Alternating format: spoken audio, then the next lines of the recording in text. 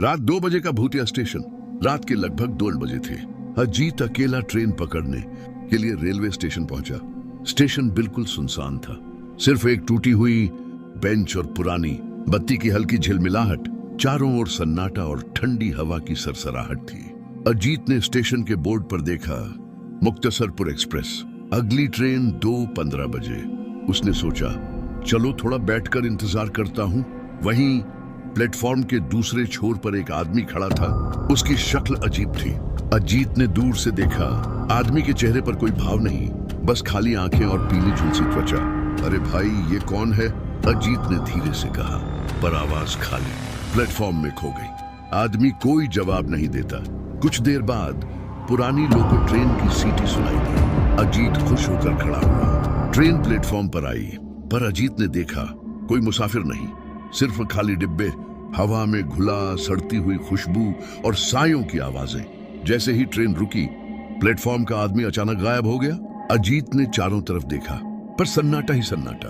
अजीत ने कदम बढ़ाया और ट्रेन में चढ़ा, पर जैसे ही उसने डिब्बे का दरवाजा खोला, दरवाजे के शीशे में उसका ही अक्स था, पर चेहरा बदलकर भयानक और झुलसा हुआ था। अजीत ने पीछे मुड़कर देखा। प्लेटफॉर्म पर कोई नहीं, लेकिन सड़क के किनारे से ट्रेन की ओर एक धुंध आती हुई दिखाई दी, और धुंध में धीरे धीरे वही आदमी खड़ा हो गया। अजीत ने घबराकर अपने फोन की टॉर्च ऑन की, लेकिन स्क्रीन पर सिर्फ काली स्याही जैसी धुंध दिख रही थी।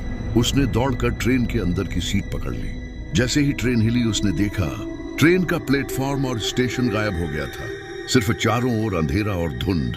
अचानक ट्रेन के डिब्बे में दरवाजा अपने आप खुला और अंदर पुरानी रेड लाइट और किसी महिला की हंसी गूंजने लगी। अजीत की सांसें थम गईं।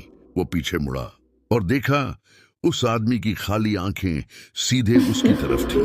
अजीत ने जोर से चीखा और ट्रेन के दरवाजे पर लटक गया। अचानक सब शांत हो गया।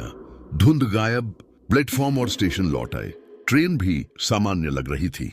अजीत ने गहरी सांस ली, पर जैसे ही उसने चारों ओर देखा, उस आदमी की परछाई ट्रेन की खिड़की में अभी भी थी।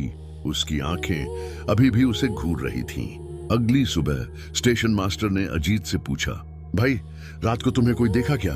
अजीत हक्का बक्का रह गया।